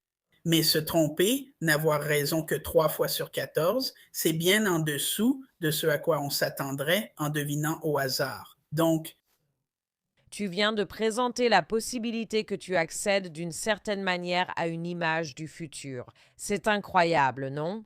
C'est une idée vraiment puissante. Et la raison pour laquelle, tu sais, on pourrait expliquer que plus tu essayes fort, moins tu réussis, c'est que, quoi qu'il semble être impliqué, d'après les différentes personnes à qui nous avons parlé, quoi qu'il semble être impliqué dans cet aspect de la perception extrasensorielle ou de voir d'une certaine manière, tu vois, qui dépasse la façon dont nous voyons avec nos yeux, n'est-ce pas? L'idée étant qu'il y a une sorte d'état passif, un état de lâcher-prise, un état méditatif, tu vois. Beaucoup de personnes utilisent ces états pour accéder à ces informations. Quand nous ne travaillons pas activement et cognitivement dessus, il y a un endroit dans lequel nous plongeons. Cela nous rend plus réceptifs aux informations qui existent sur ce type de plan énergétique. oui, et ce n'est pas une mauvaise théorie. Et je pense que je le vois dans le futur parce qu'il y a eu des moments où j'ai réellement dessiné les 2 images dans le bon ordre, la cible et la non-cible. Je l'ai fait plusieurs fois. Et en fait, j'ai fait une expérience avec ma fille. Nous l'avons tous les 2 faite en même temps. J'ai dessiné la cible et elle a dessiné la non-cible. Je dois essayer ça. Il faut que j'essaye ça. Nous devrions absolument essayer, mais pouvons-nous aussi explorer cette notion de voir dans le futur? Dans ce scénario, le futur existe. Et tu te projettes simplement en avant par la pensée. Je n'ai aucune idée de comment ça fonctionnerait. Je veux dire, en tant que physicien, c'est difficile à dire, tu vois. Mais je veux dire, c'est la seule façon dont je peux expliquer ce que je dessinais et voyais dans mon esprit quand je le faisais, tu vois. J'ai vu ce qui était présenté sur le téléphone dans le bon ordre. Donc, je pense que j'ai plus de facilité à croire que, d'une certaine manière, je vois mon téléphone dans le futur, que je vois l'image dans le futur. Alors, j'ai plus de facilité à croire cela que de croire l'autre option. J'ai quelques connaissances sur les états des variables dans un programme informatique qui va me présenter ces images. Bien sûr.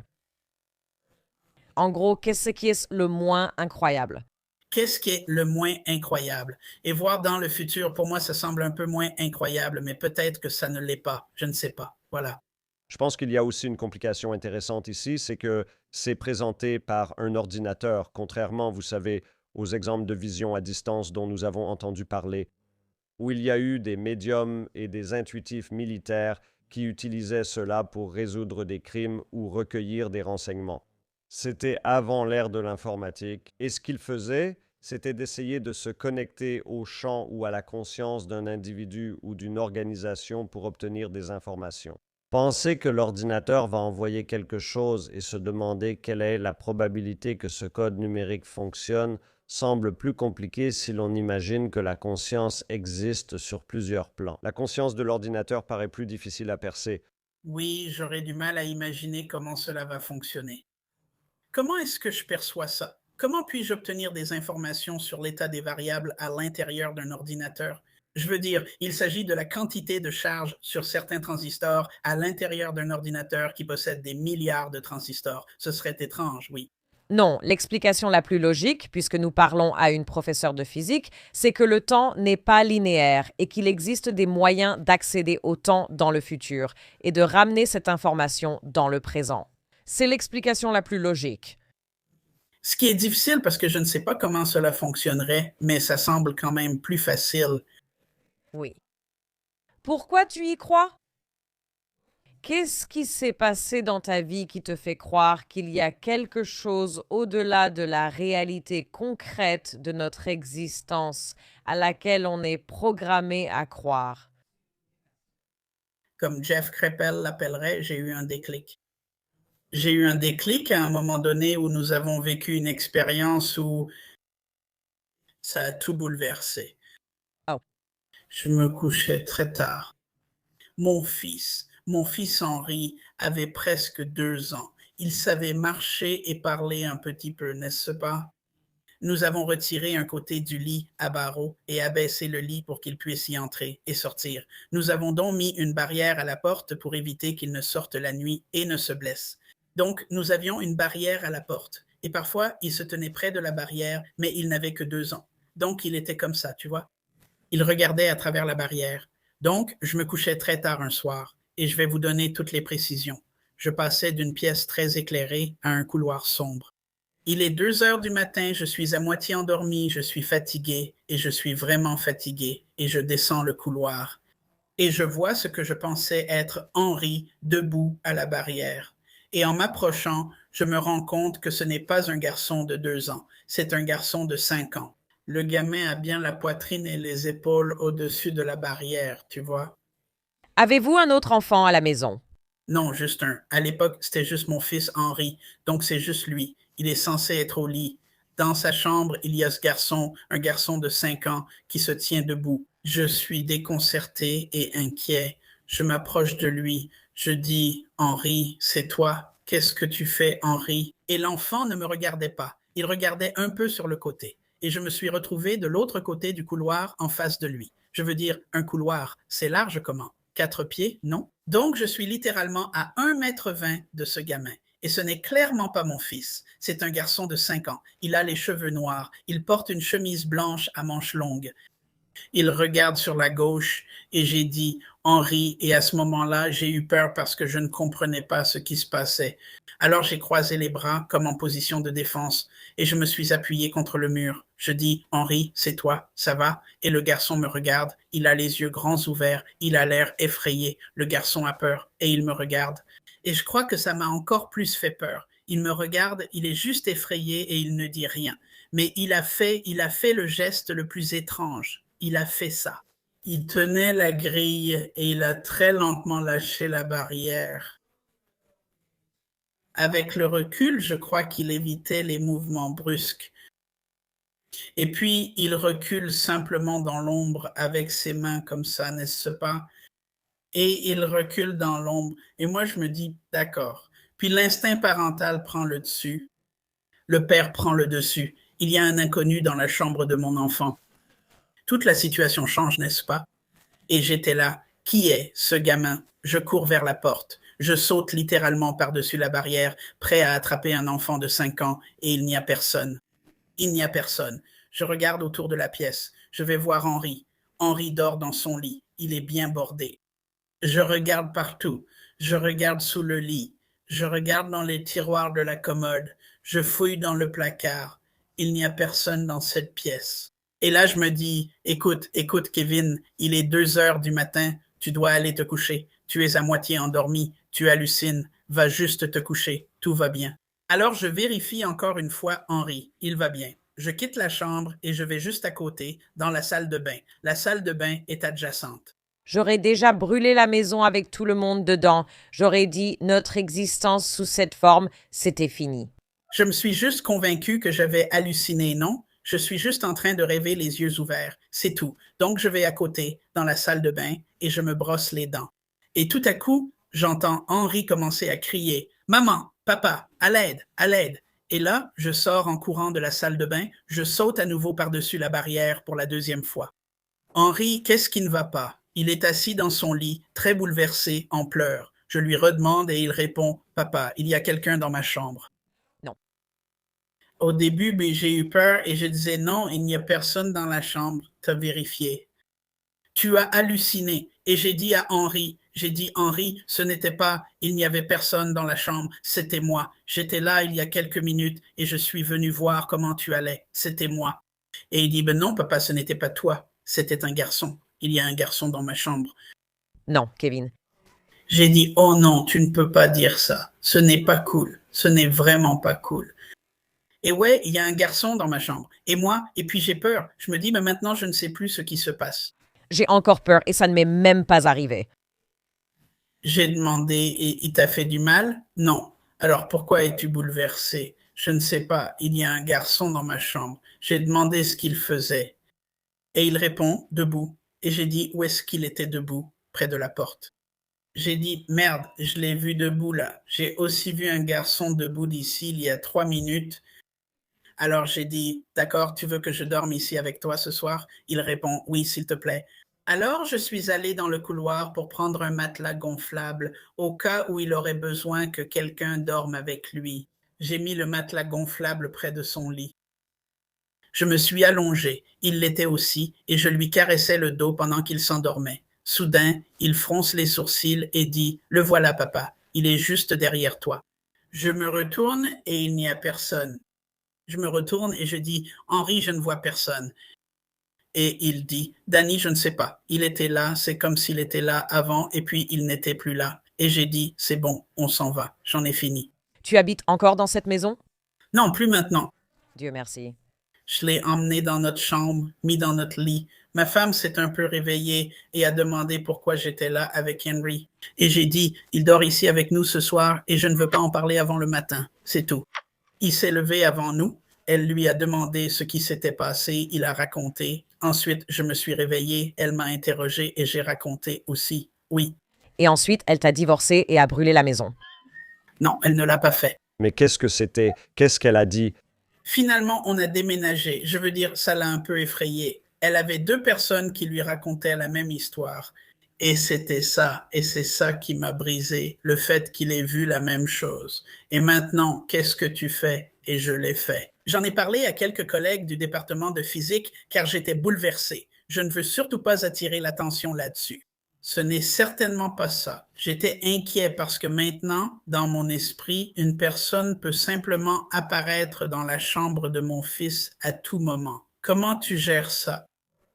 Comment puis-je savoir qu'il est en sécurité à n'importe quel moment? C'est ça qui m'inquiétait. Je n'ai pas dormi pendant environ 2 ans.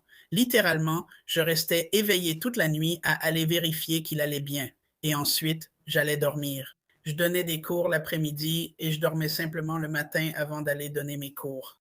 As-tu revu l'enfant un jour? Non, Et ton fils ne l'a jamais vu? non, Ton fils a-t-il grandi en lui ressemblant? Rien que de poser la question me fait pleurer. Était-ce ton fils dans le futur? Il ne ressemblait pas exactement à ce gamin. Non, je ne sais pas qui était ce gamin. Et parfois, ça m'inquiète. Je me demande, est-ce que c'est une vraie personne? Est-ce une vraie personne et comment vit-elle? Que lui est-il arrivé? Qu'est-il devenu? Il avait clairement peur. Les vêtements de l'enfant que tu as vus, est-ce que c'était des vêtements modernes? Est-ce que ça semblait venir de notre époque?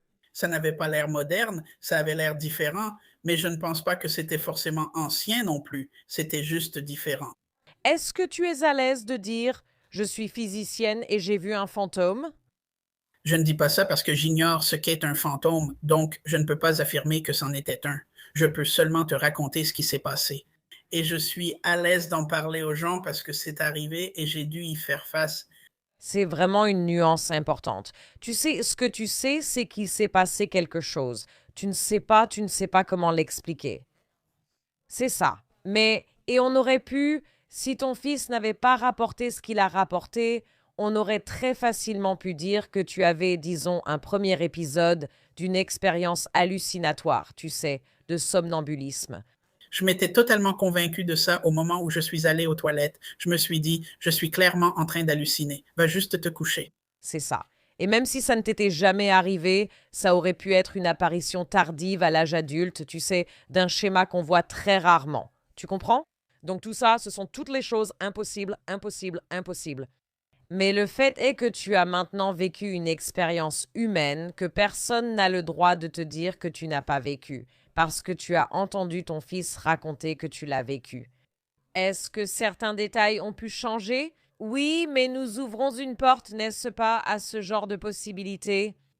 J'ai tout de suite pris des notes dans mon journal à ce sujet parce que je ne voulais pas que ça change, mais c'était bouleversant. Je veux dire, c'est quelque chose de bouleversant d'avoir à s'inquiéter de ça. Et vous savez, faites la blague, qui allez-vous appeler? Sérieusement, il n'y a personne à qui vous pouvez en parler et il n'y a personne qui puisse vous aider. Donc, c'est un sentiment d'impuissance, quelque chose de très inquiétant. Ça m'a donné beaucoup de compassion pour les personnes qui ont vécu ou prétendent avoir vécu des expériences comme celle-ci, vous savez, que ce soit avec ce qu'on pourrait appeler des fantômes ou même dans le domaine des enlèvements extraterrestres. J'ai beaucoup de compassion pour ces personnes parce qu'il n'y a personne qui peut vous aider. Et ça, c'est inquiétant. Comment cela a-t-il changé votre point de vue sur l'exploration des phénomènes en dehors du domaine physique? Eh bien, parce que cela a bouleversé ma vision du monde. J'en ai parlé à quelques amis physiciens, à mes collègues du département, et j'ai dit, voici ce qui s'est passé la nuit dernière. Qu'est-ce que je fais? Qu'est-ce que je fais? Qu'est-ce que tu ferais? Qu'est-ce que tu en penses? Qu'est-ce que tu penses qui s'est passé? Qu'est-ce que tu penses que c'est? Et aucun d'entre eux n'avait de réponse à ça. Et je pense que ça m'a fait réaliser que je ne connais pas autant le monde physique que je le croyais. C'est difficile à admettre. Ça fait 30 ans que je suis physicien tout de même. Jusqu'à ce moment-là, je pensais vraiment bien comprendre comment les choses fonctionnaient jusqu'à ce que ça arrive. Et là, je me suis dit, ah, d'accord, clairement, je ne sais rien. Donc, quand j'ai emménagé dans cette maison, on louait l'étage supérieur et on avait accès au grenier. Lorsqu'on a emménagé, on a mis des cartons au grenier. Je me souviens que la première fois que j'y suis entré, j'ai eu un frisson et j'ai pensé soudainement, un garçon de 5 ans vit ici.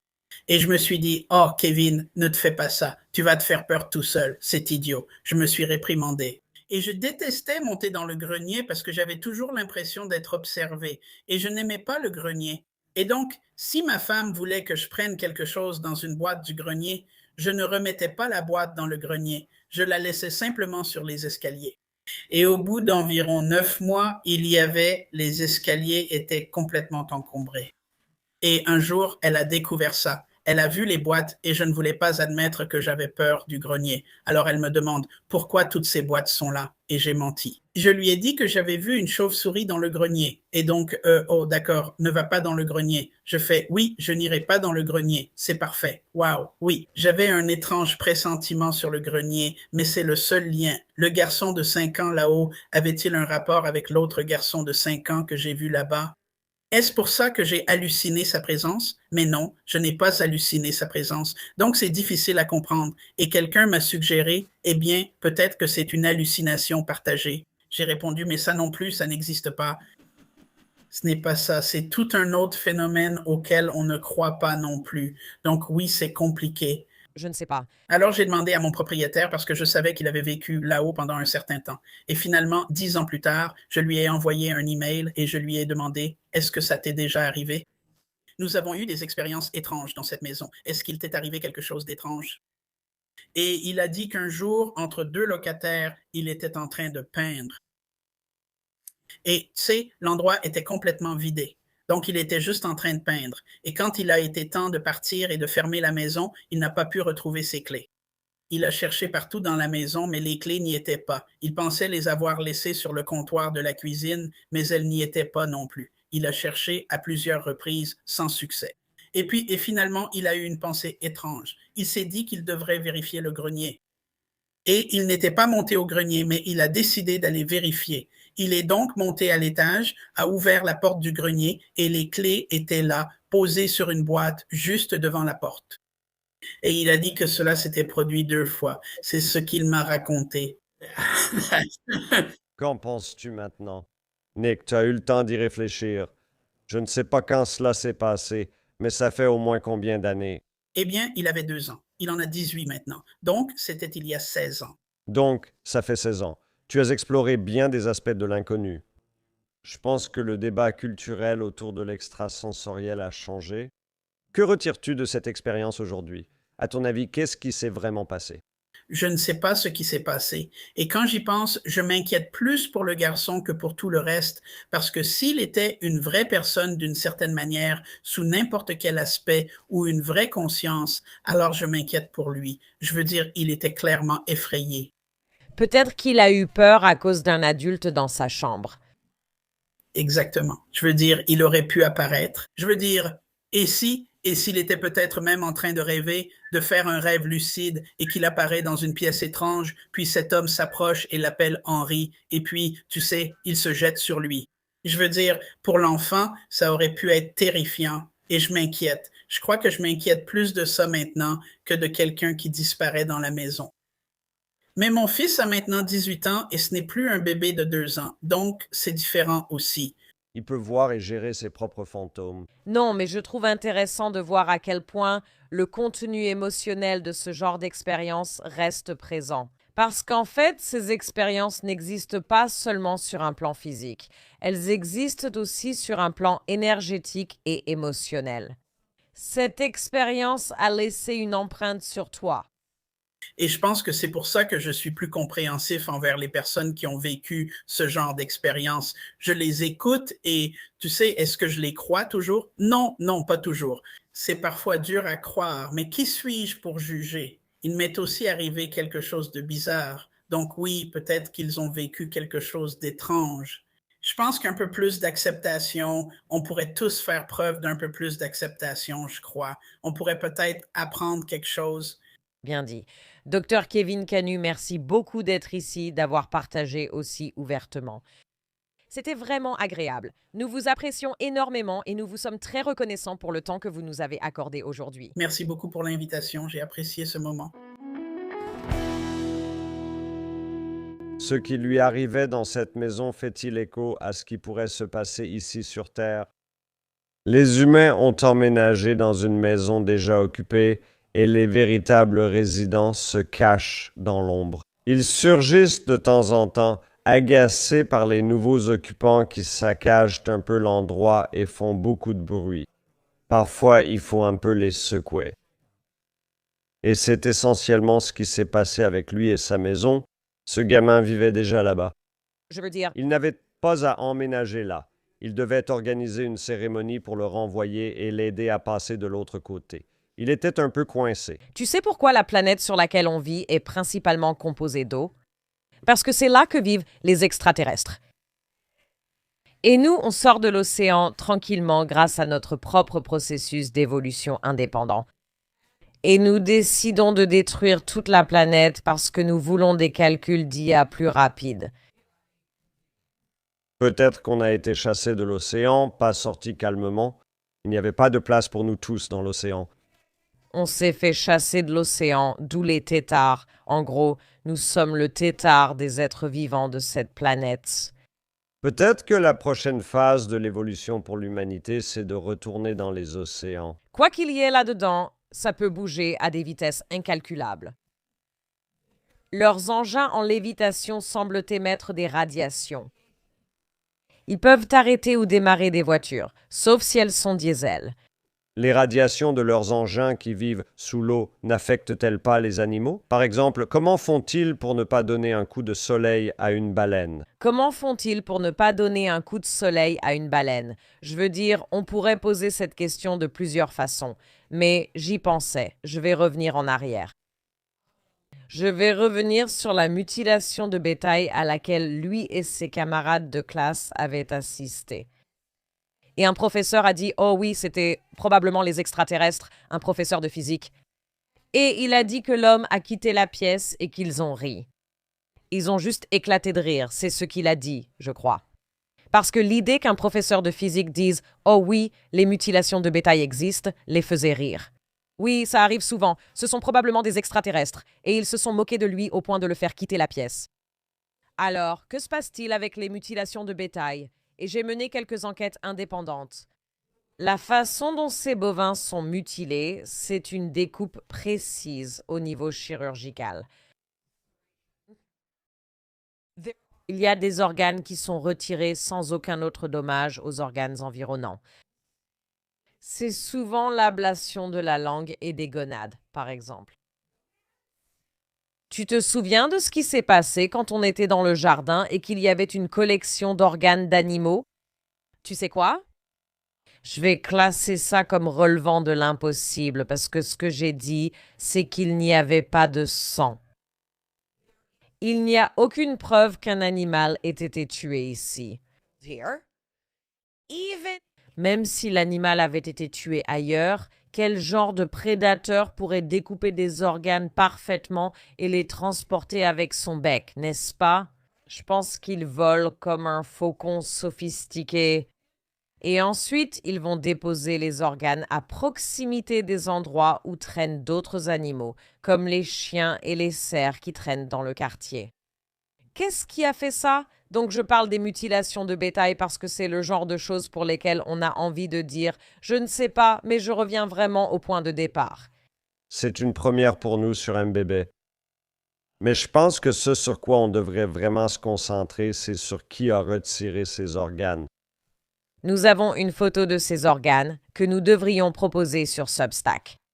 Tu as retouché les images des organes, c'était un épisode incroyablement invraisemblable. Alors venez nous voir sur Substack, non seulement pour les organes, mais aussi pour bien plus encore. De notre analyse à la crise qu'on espère que vous n'aurez jamais. À la prochaine. The Alex breakdown, she's gonna break it down for you. She's got a neuroscience PhD or two. Fun fiction,